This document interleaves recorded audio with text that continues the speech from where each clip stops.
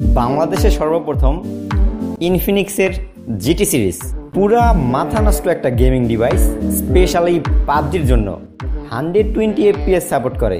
কথা বলছিলাম Infinix GT 30 pro 5G এর কথা। যেহেতু দেশের ভিতরে সর্বপ্রথম ভিডিও করতেছি, এই ফোনটা মার্কেটেও এখন তেমন একটা অ্যাভেলেবেল হয় নাই, আর তাছাড়া গ্রুপে আপনাদের এটা নিয়ে তেমন কোনো পোস্টও দেখি নাই, আপনাদের মতামতগুলো পিক আপও করতে পারিনি। তার জন্য প্রপার ইনফরমেশনটা কিছুটা মিসিং থাকতে পারে।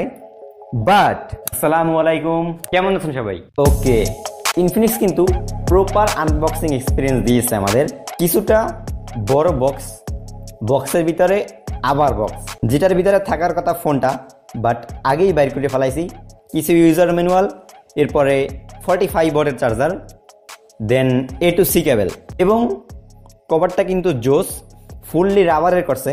চাপচুপ দিলে বেহা হয়ে যায়, হলুদ হলুদ আর হইবে না। অ্যান্ড গেমিং টিকারের জন্য কিছুটা ফাঁকাও আছে। বাট এই জায়গাটা কেন ফাঁকা বলতে পারেন?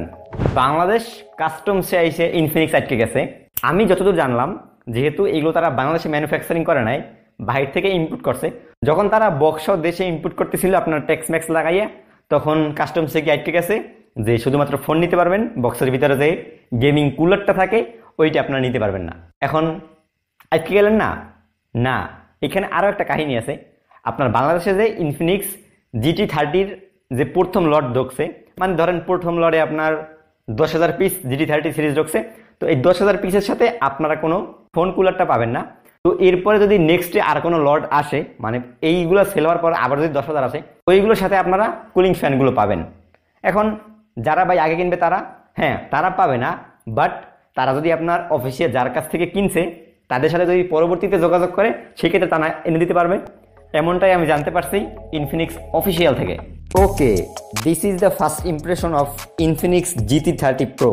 ডিজাইনটা কিন্তু নট অনলি জোস করছে, তার সাথে সাথে বেশ কিছু ইনবিল্ট ফিচার অ্যাড করছে। সাইডের দিকে দুইটা ট্রিগার অ্যাড করছে আপনার নুবিয়া রেড ম্যাজিক্সের মতো, যেগুলো আপনার কাস্টমাইজেবল। আপনারা ফায়ার বাটন, স্কোপ, দৌড় দেয়, যে কোনো কিছু অ্যাড করতে পারবেন সেটিংস থেকে। আবার এই দুইটার অ্যাকুরেসিও বেশ ভালো। আর এই ফোনটার কোনায় কোনায় কিন্তু রেড কালারের একটা ভাইপ আছে, আপনার গেমিংয়ের জন্য আই থিঙ্ক তারা দিছে।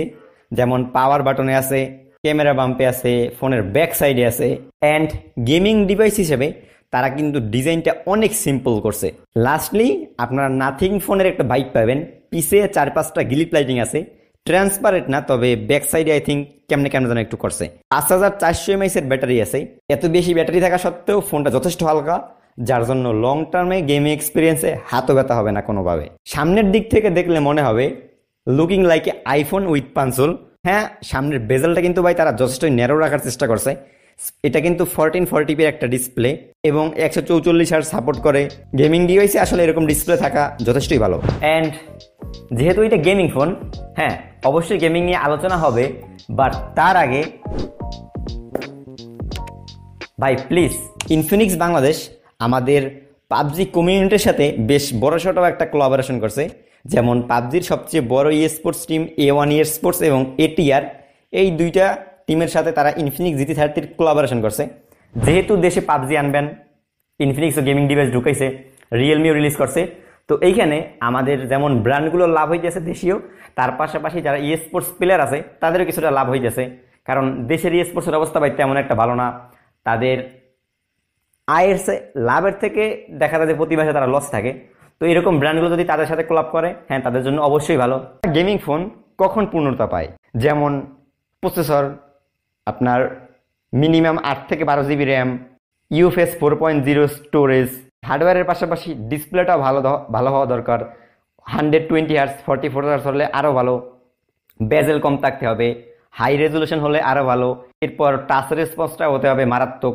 আর ক্যামেরা দিলে তো ভালো, না দিলেও আলহামদুলিল্লাহ।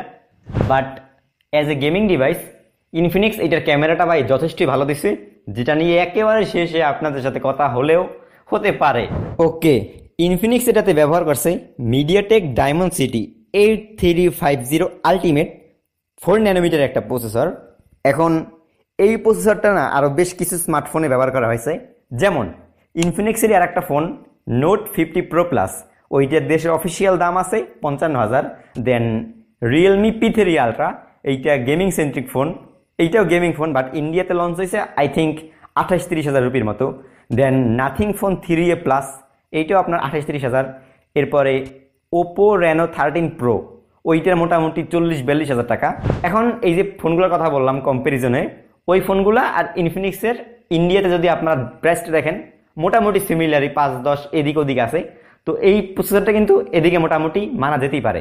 বেস মডেলে আপনার 8GB র্যামের পাশাপাশি 256GB স্টোরেজ যেতেছে, যেখানে থাকছে LPDDR5X এর র্যাম এবং UFS 4.0 স্টোরেজ। থাকছে অ্যান্ড্রয়েড ভার্সন 15, বাট আপডেট দিবে তারা মাত্র 2 বছরের, মিনিমাম 3 দরকার এই সময় এসে এখন, বাট টাইম টু টাইম দিলে হয়। Gaming test it not a easy. তার উপরে এটাতে যে পরিমাণে ফিচার দিছে ভাই, এই সব কিছু নিয়ে কথা বললেও একটা ফোন মিনিমাম 4 থেকে 5 দিন এক্সপিরিয়েন্স করা দরকার এবং প্রত্যেক দিন 3 থেকে 4 ঘন্টা গেমিং করা দরকার। ফোনে ল্যাগ কতটুকু পায়, ফোন হিট জেনারেট কতটুকু করে, ব্যাটারি ব্যাকআপ, এছাড়া আরও অনেক কিছু থাকে গেমিং টেস্টিংয়ের জন্য। তো যেহেতু ভাই আমি তাদের ব্র্যান্ড শপ থেকে ভিডিওটা করছি, সেক্ষেত্রে কোনোভাবেই আমি এটা কেনার জন্য বলতে পারবো না যে ভাই বেস্ট গেমিংয়ের জন্য 120 FPS ব্লা ব্লা ব্লা। তবে ইনফিনিক্স থেকে কেউ দেখে থাকলে পাঠানোর ব্যবস্থা করেন, বাট যতটুকু করতে পারছি দাঁড়ান ভাই আগে কিলটা করে লই। ওকে, পাবজিতে ফোনটা স্মুথের সাথে দেয় 120 FPS, 90 FPS, 60 FPS, একেবারে হাই আনলক, যেটা আপনার 16 Pro Max S25 আলট্রাতে থাকে। বাট ব্যালেন্সে দিলেই FPS যায় 40 FPS-এ, 60 FPS হলে ভাই বেটার হতো, এবং সর্বোচ্চ HDR এর সাথে 40 FPS-এ প্লে করতে পারবেন। জাইরো যদি ফুল 400 দিয়ে খেলেন সেক্ষেত্রে একেবারে মাথা নষ্ট এক্সপিরিয়েন্স। ইনস্ট্যান্টলি আমি এইটাতে মোটামুটি 5-10 মিনিটের মতো গেম খেলছি ভাই, যেহেতু নতুন অ্যাকাউন্ট, এনিমিও পড়ে না, হটড্রপে নামা যায় না, সব বট লবি, মানে খেললে কোনো রকম মজাই নেই, জাস্ট একটু খেলছিলাম আর কি।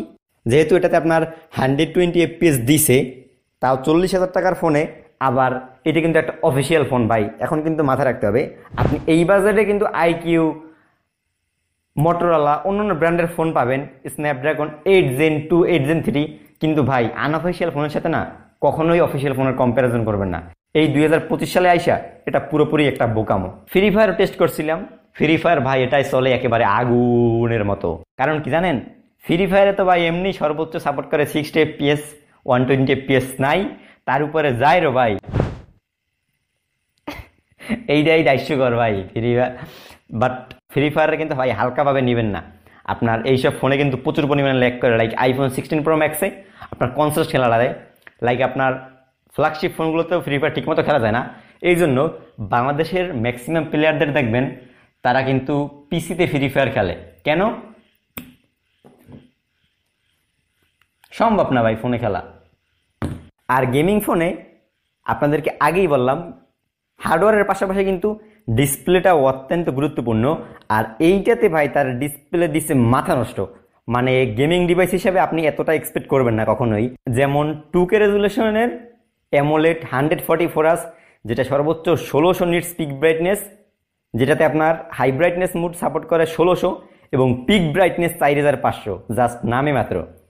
আর এটা 6.78 ইঞ্চির ডিসপ্লে, আপনার ডিসপ্লের স্ক্রিন টু বডি রেশিও অনেক ভালো, যার জন্য কিন্তু বেজেলগুলো অনেকটা সিমেট্রিক্যাল।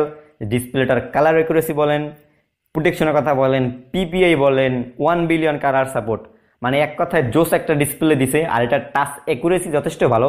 আবার গেমিং ফোন হিসেবে ইনফিনিক্স ভাই এটা যথেষ্টই ভালো ক্যামেরা দিছে, যেমন 108 মেগাপিক্সেলের মেইন ক্যামেরা দিছে, লগে 8 মেগাপিক্সেলের একটা আলট্রা ওয়াইড। এইখানে কিন্তু ভাই অন্য অন্য ব্র্যান্ড আলট্রা ওয়াইড দেয় না গেমিংয়ের জন্য। আর ফ্রন্ট ক্যামেরা 13 মেগাপিক্সেলের, তবে এইখানে যে মেইন ক্যামেরা আছে এখানে 4K 60 FPS এ সর্বোচ্চ ভিডিও করতে পারবেন। আই এম লিটারালি অবাক যে সবাই এখানে 30 FPS দেয়, ইনফিনিক্স ভালো কাজ করছে। ফ্রন্ট ক্যামেরাতে তারা 4K দিয়ে রাখছে ভাই, যেখানে OnePlus 13T is more than like 70-80 হাজার টাকা, ওইটাই 1080p। আর পিকচার্স কোয়ালিটি ইনডোরে যতটুকু তুলতে পারছে ভাই প্রত্যেকটাই বেশ ভালো ছিল। আপনারা কিছু দেখতে থাকেন, পোর্ট্রেট মোডেও ভালো মতো জুম টুম করে তোলা যায়।